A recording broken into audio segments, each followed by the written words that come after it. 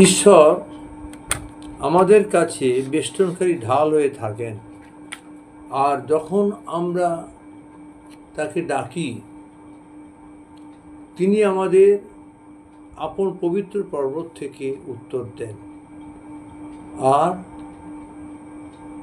তারই কাছে আমাদের পরিত্রাণ আছে।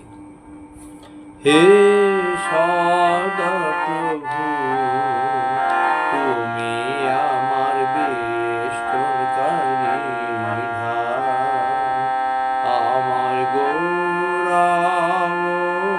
আমার মস্তক উত্তোলনকারী। আমি সরবে সদা প্রভুকে ডাকি, আর তিনি আপন পবিত্র পর্বত হইতে আমাকে উত্তর দেন।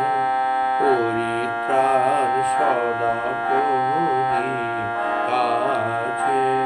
হে সদা প্রভু, তুমি আমার বেষ্টনকারী ঢাল। ধন্যবাদ।